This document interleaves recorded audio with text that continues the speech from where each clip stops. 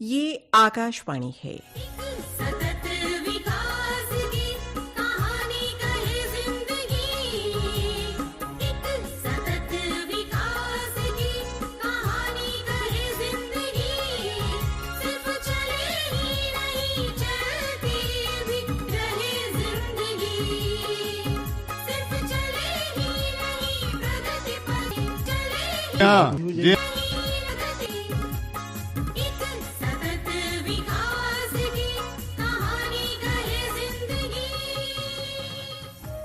चलती रही जिंदगी प्रस्तुत है आकाशवाणी और विज्ञान प्रसार के संयुक्त प्रयास से तैयार सतत विकास की आपदाओं की समझ और प्रबंधन पर आधारित विज्ञान धारावाहिक चलती रही जिंदगी की 23वीं कड़ी, पानी बचाने की नई पहल।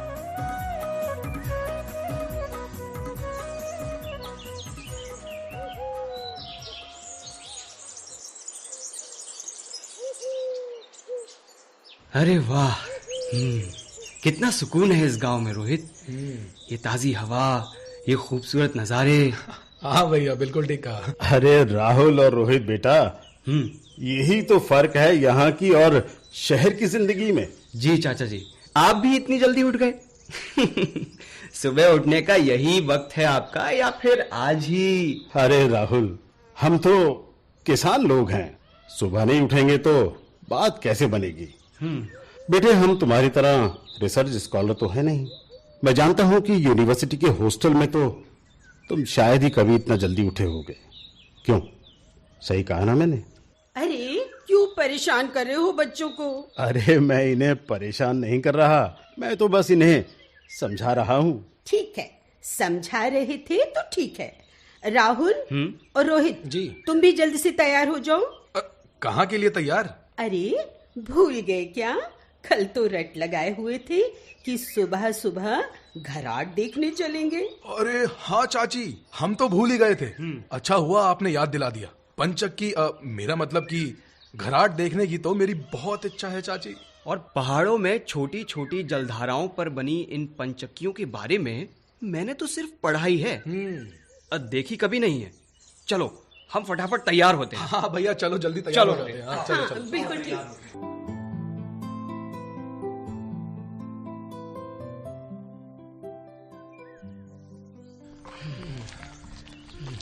चाचा जी, अभी और कितना चलना है? मुझे तो थकान होने लगी चाचा जी। अरे भाई, बस पहुंचने ही वाले हैं। तुम्हारी उम्र में तो हम एक दिन में यहाँ के 4 चक्कर लगाते थे। 4 चक्कर? अच्छा देखो, देखो वो नीचे की तरफ देखो, वो कहाँ? वो देखो, वो उस छोटी सी नदी के किनारे ही है घराट, वहां तक जाना है। अच्छा, हाँ, जरा जरा संभल कर। ये यहाँ थोड़ा बच के, ये यहाँ पर थोड़ी फिसलन भी हो रही है। देखो, हाँ, चलो आओ। अरे वाह, आखिरकार हम भी घराट यानी पंचक्की तक पहुंच ही गए। वाह। नमस्ते गोपाल दा। अरे गोपाल दा, आज तो आप बहुत दिनों के बाद घराट तक आए हैं। हाँ, नमस्ते दीनू भाई। क्या करें, अब तो गांव-गांव में बिजली और डीजल की चक्कियां खुल गई हैं, यहाँ आने का मौका ही नहीं मिलता। वो तो मेरे भतीजे राहुल और रोहित ने पंचक्की देखने की जिद पाली थी। नमस्ते दीनू चाचा। नमस्ते बच्चों, नमस्ते। चाचा जी, हम इस पंचक्की को अंदर से दिखाते हैं, ठीक है ना? हाँ जरूर जरूर, जाओ जाओ जाओ। चलो चलो चलो। अब तो इन नदियों में पानी भी काफी कम हो गया है जी। पिछली गर्मियों में तो ये करीब करीब सूख ही गई थी। हाँ गोपाल दा, नदियों के स्रोत वैसे ही सूखने लगे और फिर ज्यादातर स्रोतों के पास ही पाइप लाइन लगाकर सारा पानी तो शहरों में पहुंचा दिया जा रहा है। बिल्कुल सही। चाचा जी, हमारे पुरखों ने तो पानी का गजब का इस्तेमाल खोज निकाला था। ना कोई बिजली का खर्चा और ना ही कोई प्रदूषण। बिल्कुल। लेकिन पंचक्की में लोगों की आवाजाही तो काफी कम नजर आ रही है। अरे बच्चों, अब कोई यहाँ आकर करेगा भी क्या? 20 किलो गेहूं पिसने में ही इतना ज्यादा वक्त लग जाता है कि लोग डीजल वाली चक्कियों का रुख करने लगे। चाचा, लेकिन जब गांव में डीजल के इंजन नहीं थे तब क्या होता था? अरे बच्चों, तब की बात ही कुछ और थी। मतलब? इस नदी में ही इतना ज्यादा पानी रहता था कि इसे पार करना भी मुश्किल होता था। हाँ, सही बात है। ये ज्यादा पुरानी बात नहीं है। तब इस छोटी सी नदी में ही 10 से ज्यादा पंचक्कियां थीं। वो देखो, वो एक घराट के खंडर तो यहाँ से भी नजर आ रहे हैं? दिख रहा तुम्हें? कहाँ? अरे वो सामने देखो ना। अच्छा, वो। हाँ। चाचा जी, इतने कम पानी से इतने सारे घराट आखिर कैसे चलते थे? अरे बच्चों, तब इन छोटी छोटी नदियों में काफी ज्यादा पानी हुआ करता था। अच्छा। हाँ, धीरे धीरे ये पानी कम होने लगा और पंचक्कियां भी खत्म होने लगी। हमारा ये घराट भी अब सिर्फ बरसात के मौसम में ही चलता है। अच्छा। बाकी दिनों तो यहाँ भी पानी काफी कम हो जाता है बच्चों। लेकिन दीनू चाचा, इन नदियों का पानी इतनी तेजी से क्यों सूख गया?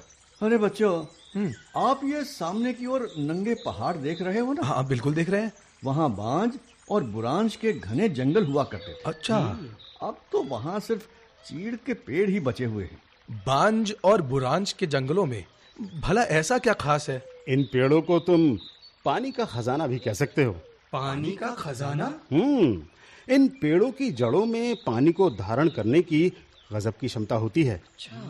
यही वजह है कि जहाँ जहाँ इनके जंगल हैं, वहाँ पानी की कभी भी किल्लत नहीं होती और जल स्तर कायम रहता है। मतलब ये हुआ कि धीरे धीरे खत्म होते इन जंगलों ने हमारे गांव से वो तरकीब भी छीन ली जो कि ऊर्जा की एक बेहतरीन स्रोत थी। आखिर पंचक्कियों के जरिए बगैर किसी प्रदूषण के ही गेहूं पिसाई का काम आसानी से हो जाता था। हाँ बेटा, बिल्कुल सही कहा तुमने।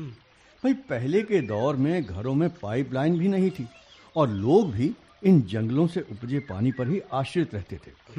हमारे पूर्वजों को ये अच्छी तरह से पता था कि अगर पानी चाहिए तो जंगलों को बचाना जरूरी है। लेकिन आज सभी को पानी तो चाहिए, लेकिन उसे बचाने की फिक्र किसी को नहीं है। बिल्कुल ठीक कहा चाचा आपने। बिल्कुल सही कहा चाचा जी। अरे दीनू भैया, तुम्हारे पानी बचाने की फिक्र से मुझे ध्यान आया कि कल तो पंचायत भवन में जल संचय गोष्ठी होनी है और वहाँ रेनू मैडम भी आने वाली हैं। अच्छा? हाँ। वो हमारे ब्लॉक की खंड विकास अधिकारी? हाँ, बीडीओ रेनू मैडम काफी अच्छी अफसर हैं वो। बच्चों, तुमने घराट को अच्छी तरह देख समझ लिया हो तो घर को चले? हाँ, बिल्कुल बिल्कुल। वरना तुम्हारी चाची से तो मुझे डांट ही पड़ेगी। हाँ। हाँ, चलिए चाचा जी, हमारी वजह से आपको कोई दिक्कत नहीं होनी चाहिए। हाँ दीनू भाई, कल तुम पंचायत भवन में जरूर आना और साथ में बेटी सविता को भी लाना। वो भी पानी बचाने को लेकर बहुत फिक्रमंद रहती है। हाँ गोपाल दा, जरूर, हम दोनों ही जरूर आएंगे। अच्छी बात है। तो चलते चलिए, हैं। चलिए। अच्छा दीनू चाचा, नमस्ते। नमस्ते जी, नमस्ते बेटा।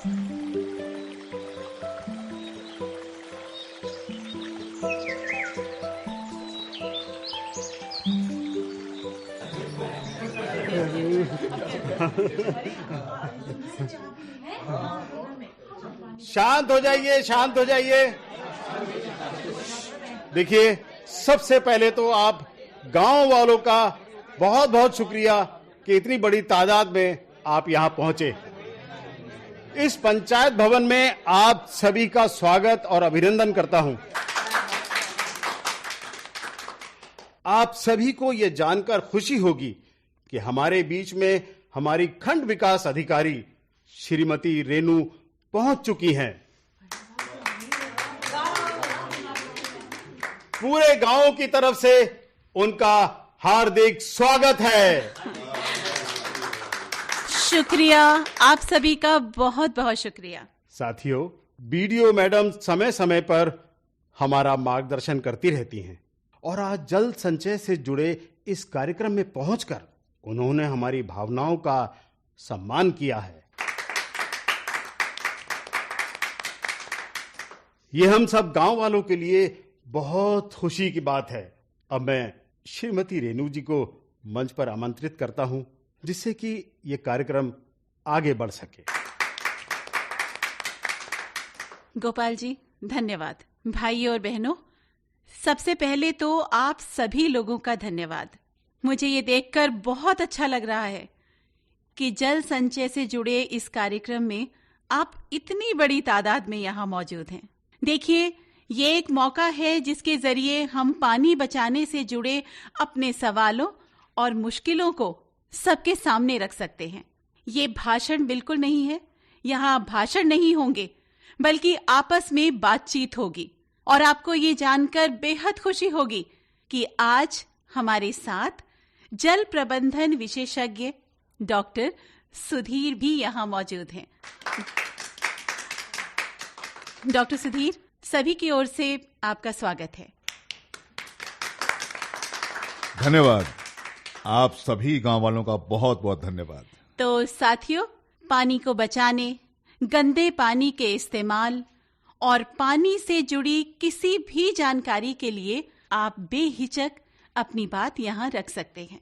मैडम जी, सबसे पहले तो ये बताइए कि हमारी छोटी छोटी नदियां सूख रही हैं। मेरी पंचक्की भी बहुत ही मुश्किल से चलती है। क्या हालात हमेशा ऐसे ही रहेंगे? देखिए, हम चाहे तो हालात बदल सकते हैं। ये तो आप सभी अच्छी तरह से समझते हैं कि जंगलों का बने रहना पानी के लिए कितना जरूरी है। अगर हम पानी को ध्यान में रखते हुए दूसरे कुदरती संसाधनों का इस्तेमाल करेंगे तो आपकी ये परेशानी बिल्कुल दूर हो सकती है। मैडम जी, इस बार तो हमने सामने की पहाड़ी में हजारों पेड़ लगाए हैं। अच्छा, उनका असर तो कुछ भी नजर नहीं आ रहा। देखिए भाई, इतनी जल्दी परेशान होने की जरूरत नहीं है। देखिए, हमारे देश में ही ऐसे बहुत सारे उदाहरण हमारे सामने हैं जब लोगों ने पानी को सहेज कर सूखे इलाकों की किस्मत बदल दी। जी, मैं कुछ समझा नहीं। देखिए मैं समझाता हूँ। देखिए, इस बात को आप राजेंद्र सिंह जी के उदाहरण से अच्छी तरह समझ सकते हैं। राजेंद्र सिंह? जी हाँ, राजेंद्र सिंह जी। पानी बचाने की इनकी कोशिशों को न सिर्फ देश में बल्कि पूरी दुनिया में सराहा गया है। भाई, राजेंद्र सिंह जी ने सन 1980 के दौर में राजस्थान में पानी की किल्लत पर अपना काम शुरू किया था। उन्होंने पानी पहुंचाने और जमा करने के उन्हीं तरीकों को फिर से अमल में लाने का अभियान चलाया जो उन इलाकों में पहले भी प्रचलन में हुआ करते थे। अच्छा, ये बात है। और राजेंद्र सिंह जी ने गांव वालों की मदद से कई सारे छोटे छोटे पोखर बनाए। अच्छा। बारिश का पानी इन पोखरों में जमा हो जाता था और उससे जमीन में जल स्तर बढ़ता गया। लेकिन सर, सूखे इलाकों में तालाब बनाने की कोशिश तो काफी अजीब है। अच्छा बेटा, पहले आप अपना नाम बताओ। सविता। हाँ, तो सविता बेटा, सही कहा तुमने। देखो, क्या है कि शुरू में उनकी कोशिशों का मजाक भी बनाया गया, लेकिन उनकी जिद रंग लाई। पानी की कमी के कारण जिन गांवों को लोग छोड़ चुके थे वहां भी खेती होने लगी। इसके बाद तो लोगों ने भी उनका बढ़ चढ़कर साथ दिया और उनकी कोशिशों से हजारों छोटे छोटे तालाब और जोहड़ बनाए गए। अच्छा। और भाई, इनमें बारिश का पानी जमा होता रहता है। बाद में यही पानी धरती की नमी को बढ़ाता रहता है। और इसी तरह छोटे छोटे तालाब बनाने की परंपरा तो उत्तराखंड के पर्वतीय इलाकों में भी रही है, जिन्हें चाल खाल कहा जाता है। जी, बिल्कुल सही कहा आपने दीनू जी। हालांकि अब लोग इनको भूल ही गए हैं। सही बात है, सही कहा आपने। देखिए, राजेंद्र सिंह जी ने कोई नई तरकीब इजाद नहीं की थी, बल्कि वो लोगों को ये समझाने में कामयाब रहे कि जहां का पानी है उसे वहीं बचाया जाए। जी हाँ, और इस सब का असर जमीन पर भी देखने को मिला। देखिए, जब बंजर हो चुके खेतों में फिर से खेती होने लगी तो गांव छोड़ चुके लोगों की वापसी होनी भी शुरू हो गई। बिल्कुल। जिन इलाकों के लोग बूंद बूंद पानी को तरसते थे वहां भी हरियाली नजर आने लगी। अरे वाह वाह वाह! राजेंद्र सिंह जी तो राजस्थान के सूखे इलाकों के लोगों के लिए किसी फरिश्ते से कम नहीं है ना? दीनू जी, सिर्फ राजस्थान ही नहीं बल्कि उनके इस प्रयास से देश के दूसरे इलाके के लोगों ने भी सीख ली। भाई, इस तरकीब से पानी का संरक्षण शुरू किया। अच्छा। हाँ, पारंपरिक स्थानीय तौर तरीकों से पानी को सहेजने की इसी जिद के कारण राजेंद्र सिंह जी को जल पुरुष के नाम से भी जाना जाता है। अरे वाह वाह वाह वाह वाह! काश हमारे यहाँ भी कुछ जल पुरुष होते जो इन सूखती नदियों को नई जिंदगी दे पाते। दीनू चाचा, वैसे इसके लिए कोई बाहर से थोड़े ही आएगा। गांव के लोगों को अपनी मदद खुद ही करनी होगी। और हाँ, अगर हम लोग जल्द ही सचेत नहीं हुए ना, तो यहाँ भी हालात बिगड़ने में देर नहीं लगेगी। और इन पहाड़ों में तो ट्रेन भी नहीं है जो ट्रेनों से पानी आ जाएगा। क्या कहा? ट्रेनों से पानी? हाँ, ट्रेनों से पानी। हाँ भाई, बिल्कुल ठीक कह रहे हैं ये। देखिए, पिछली गर्मियों में महाराष्ट्र के कुछ इलाकों में पानी की इतनी ज्यादा किल्लत हुई थी कि वहाँ ट्रेनों से पानी पहुँचाने का इंतजाम करना पड़ा था। जी हाँ, और ये बात एकदम सच है। लेकिन महाराष्ट्र के कुछ गांवों के लोगों ने आपस में मिलकर ऐसी व्यवस्था भी दी कि आज देश भर में उनकी मिसाल दी जाती है। अच्छा मैडम, ऐसा क्या खास किया था उन लोगों ने? कौन है वो लोग? गोपाल जी, मैं बात कर रही हूँ पानी पंचायत की। पानी पंचायत? पानी पंचायत? ग्राम पंचायत तो हमने सुना है, लेकिन ये पानी पंचायत क्या है? मैं बताती हूँ आप सबको।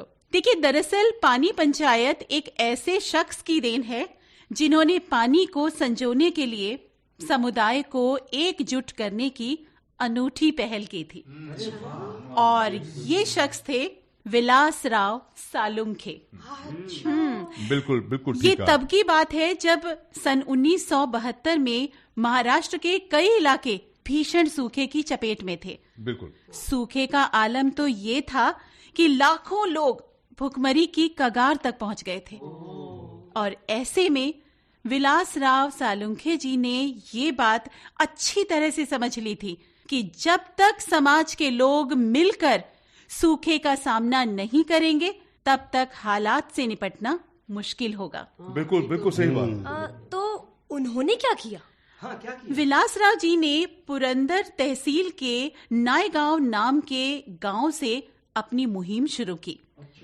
और इसमें अपने सपनों को साकार करने के लिए उन्होंने सभी ग्रामीणों का सहयोग लिया। गांव वालों की मदद से छोटे छोटे बांध बनाने शुरू किए गए और गांव से सटी पहाड़ी के निचले हिस्से में एक तालाब का निर्माण किया गया। अच्छा, जी तालाब का हाँ। निर्माण, वाह। और यहाँ की चट्टानी जमीन पर उन्होंने फलदार पेड़ लगाए। अरे वाह वाह वाह। और फिर बंजर पड़ी हुई जमीन में घास और छोटे छोटे पौधे लगाए। फिर? अरे फिर क्या, वहाँ भी तालाब में जमा पानी से नमी बढ़ने लगी होगी और धरती का सूखापन खत्म होने लगा होगा। क्यों मैडम जी, मैंने ठीक कहा ना? बिल्कुल ठीक कहा आपने दीनू चाचा। सूखे इलाकों में पानी जमा होने लगा तो इसका असर खेती पर भी पड़ा। कई गांवों के जो लोग रोजगार की तलाश में शहरों को चले गए थे, वो भी खेती के लिए वापस अपने गांव की ओर लौट आए। बिल्कुल। और नाई गांव में मिली अपनी सफलता के बाद विलासराव सालुंखे जी ने महाराष्ट्र के दूसरे हिस्सों में भी जल संरक्षण के लिए काम करना शुरू किया। और इसके लिए उन्होंने ग्रामीणों की समितियां बनाई। ग्रामीणों की समितियां? और इन समितियों को ही पानी पंचायत का नाम दिया गया। पानी पंचायत ने पानी के बंटवारे के कायदे तय किए। पानी पंचायत ने समुदाय में पानी के बंटवारे के ऐसे नियम बनाए जिनसे कि हर तबके को उचित मात्रा में पानी मिल सके। देखिए भाई, इसमें मैं एक बात और जोड़ना चाहता हूँ। विलासराव सालुंखे जी की ये पहल रंग लाने लगी तो सरकार भी मदद के लिए आगे आई। जल संसाधनों के रखरखाव और सिंचाई पर सरकार ने भी अनुदान देना शुरू किया और इस तरह पानी बचाने का ये अनूठा आंदोलन दूसरे हिस्सों में भी फैलने लगा। बिल्कुल। देखो भाई और बहनों, अगर हम स्थानीय स्तर पर कोई सकारात्मक पहल करते हैं तो सरकार भी उसमें मदद जरूर करती है। वैसे मैडम जी, क्या कोई ऐसी योजना नहीं है जिससे हमारी इन नदियों में पानी की कमी कभी रहे ही ना? मेरा मतलब है कि मेरी पंचक्की हमेशा चलती रहे। देखिए, नदियों के संरक्षण के लिए तो कई योजनाएं हैं, लेकिन इन नदियों को बचाने का बस एक ही तरीका है कि उनसे स्रोतों को जिंदा रखा जा सके ताकि नदियों की सेहत भी ठीक रहे। और भाई देखिए, यूं भी नदियां सिर्फ पानी का स्रोत नहीं है, बल्कि इससे हमारी सभ्यता और संस्कृति भी जुड़ी हुई है। आप गंगा को ही ले लीजिए। हमारे देश में करीब 40 करोड़ से ज्यादा लोग गंगा के किनारे रहते हैं।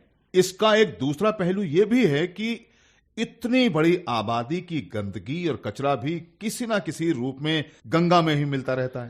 बिल्कुल सही बताया आपने सुधीर जी। गंगा को प्रदूषण मुक्त करने के लिए और उसे फिर से नया जीवन देने के लिए मिशन नमामि गंगे शुरू किया गया है। जी बिल्कुल। केंद्र सरकार ने गंगा की सफाई का बजट भी 4 गुना बढ़ा दिया है। जी हाँ, नमामि गंगे के तहत सन 2019-2020 तक गंगा की सफाई पर पूरे 20,000 करोड़ रुपए खर्च किए जाने हैं। अच्छा जी, 20,000 करोड़। और इतना ही नहीं भाई, नमामि गंगे प्रोजेक्ट के तहत गंगा के किनारे कई सारे सीवेज ट्रीटमेंट प्लांट बनेंगे और ऑक्सीडेशन प्लांट के जरिए पानी को साफ किया जाएगा। देखिए, खास बात यह है कि इस सब में बड़े बड़े कारखानों से निकलने वाले कचरे के साथ ही गांव के नालों को भी शामिल किया गया है। नालों को? हाँ, नदियों को साफ करने की कवायद तभी रंग ला पाएगी जब हम इन्हें दूषित करने वाली वजहों पर लगाम लगा सकेंगे। इन सब में शहरों के सीवेज और फैक्ट्रियों का कचरा भी शामिल है। और गंगा की बेहतर सेहत के लिए ये भी जरूरी है कि उसकी सहायक नदियां भी प्रदूषण मुक्त हों, जिससे कि हमारी गंगा में साफ पानी की मात्रा बनी रहे। नदियों में पर्याप्त मात्रा में साफ पानी रहेगा तो हमारी काफी मुश्किलें तो यूं ही खत्म हो जाएंगी। लेकिन इसके साथ ही महत्वपूर्ण यह भी है कि पानी का प्रबंध कैसे किया जाए। जब हम पानी को सही तरीके से इस्तेमाल करना सीखेंगे तभी पानी की किल्लत को दूर करने के बारे में भी सोचा जा सकता है। ये बात बिल्कुल सही। देखिए भाई, एक तो वैसे ही पानी कम बचा हुआ है और इस पर भी बेतरतीब इस्तेमाल से तो हालात और ज्यादा ही बिगड़ेंगे। हमें तो घरों में इस्तेमाल के लिए यूं भी कम ही पानी मिलता है, हम भला क्या कर सकते हैं? देखिए, ऐसा नहीं है कि सिर्फ बड़े बड़े उपायों से ही पानी बचाया जाता है, बल्कि हम कई छोटी छोटी सी बातों पर अमल करके जल संचय की मुहिम में अपना योगदान दे सकते हैं। बिल्कुल। देखिए, घर में रहते हुए भी अगर हम इन बातों का ध्यान रखें तो ये भी काफी बड़ा योगदान होगा। जैसे कि दांत साफ करते समय अगर नल बंद करने का ध्यान रखें तो हम कितना पानी बचा सकते हैं। बिल्कुल सही बात। पाइपलाइन में किसी भी रिसाव को नजरअंदाज नहीं करना चाहिए। नहाने, कपड़े धोने और बर्तन धोने से बहने वाले पानी से ऐसे पौधों की सिंचाई भी कर सकते हैं जिनसे हमें खाने की चीजें ना मिलती हो। अगर ये पानी ज्यादा ही खराब दिखे तो आप इसका इस्तेमाल शौचालय की सफाई में भी कर सकते हैं। देखिए, यहाँ हिमालय के पर्वतीय इलाकों में भले ही लोग पानी के लिए छोटी छोटी सी जल धाराओं पर निर्भर रहते हैं, लेकिन मैदानी इलाकों में पानी का मुख्य स्रोत भूमिगत पानी ही है, चाहे वो सिंचाई का मामला ही हो या फिर दैनिक उपयोग का। बिल्कुल। और यहाँ पर मैं आपको ये जानकारी भी दे दूं कि केंद्रीय भूजल बोर्ड की रिपोर्ट के मुताबिक सन 1951 की तुलना में सन 2001 तक प्रति व्यक्ति भूजल की उपलब्धता 35% तक कम हुई है। 35%? जी, और ऐसा अनुमान है कि सन 2025 तक इसमें 10% की और गिरावट हो जाएगी। ये तो बहुत परेशानी हो जाएगी। जी हाँ, रेनू जी ने बिल्कुल सही कहा। देखिए, पानी की कमी की सबसे बड़ी वजह है कि बारिश का पानी पहले जिस तरह तालाबों, झीलों और कुओं में जमा होता रहता था, उससे जमीन में भूजल स्तर बरकरार रहता था। लेकिन अब ज्यादातर झीलें और तालाब खत्म हो गए हैं और जंगलों में भी तेजी से कटाई का काम शुरू हो गया है, सफाया हो गया है वहां। और देखिए, इस सब का नतीजा ये रहा कि पानी भी तेजी से कम होता चला गया। गर्मियों में तो हमारे यहाँ भी पानी की काफी किल्लत होने लगी है। बिल्कुल, ये तो सब जगह है ये समस्या। भाई देखिए, घरों में वर्षा जल संग्रह टैंक बनाकर भी काफी हद तक किल्लत का सामना किया जा सकता है। बस हम ये समझ लें कि बगैर पानी के तो दुनिया में जीवन संभव ही नहीं है। बिल्कुल। अगर यही हालात रहे तो आज नहीं तो कल पानी खत्म हो ही जाएगा। अब सोचिए, ऐसे में हमें विकास के ऐसे रास्ते पर चलना होगा जिससे कि मानव जीवन स्तर भी सुधरे और पर्यावरण भी संतुलित रहे। बिल्कुल। देखिए, दुनिया की कुल आबादी का करीब 18% हिस्सा हमारे देश में है, लेकिन पानी के लिहाज से दुनिया भर का केवल 4% पानी ही हमारे पास है।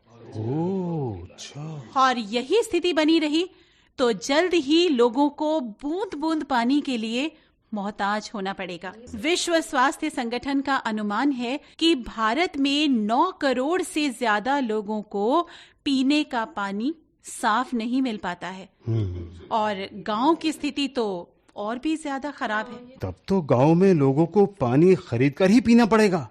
कहीं ऐसा ना हो कि पीने का पानी भी विदेशों से मंगवाना पड़े। नहीं, ये हंसने की बात बिल्कुल नहीं है। गोपाल जी ने एकदम सही कहा है। इनकी बात को आप हंसी में मत उड़ाइए।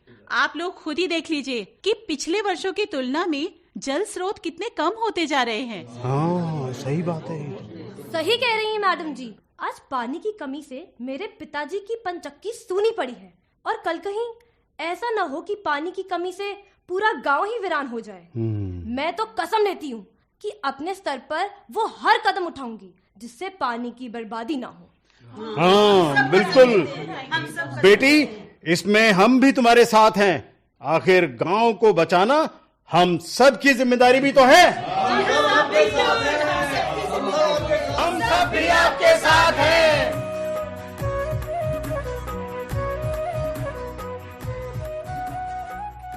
चलती रही जिंदगी। अभी आप आकाशवाणी और विज्ञान प्रसार के संयुक्त प्रयास से तैयार प्राकृतिक आपदाओं की समझ और प्रबंधन पर आधारित विज्ञान धारावाहिक चलती रही जिंदगी की 23वीं कड़ी सुन रहे थे। पानी बचाने की नई पहल। समन्वय दिलीप झा, डॉक्टर आर गोपीचंद्रन और डॉक्टर बी.के. त्यागी। आलेख श्रीनिवास ओली।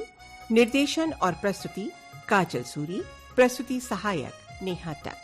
भाग लेने वाले कलाकार थे राहुल दक्ष, तिलक राज, सरला मेहता, सविता शर्मा, ईशा मलहन, आशुतोष शुक्ला, सुरेंद्र सागर और कमल साथी। साथियों, अभी जाइए नहीं, अब समय है आपसे किए जाने वाले सवालों का। हम आपसे 2 प्रश्न पूछेंगे। सही उत्तर भेजने वाले श्रोताओं को लकी ड्रॉ द्वारा निकाले गए परिणामों के आधार पर विज्ञान प्रसार द्वारा आकर्षक पुरस्कार दिए जाएंगे। हमारा आज का पहला प्रश्न है, सरकार द्वारा गंगा स्वच्छीकरण योजना का नाम क्या है? हमारा दूसरा प्रश्न है, जल पंचायत क्या है? हमारा पता नोट कीजिए।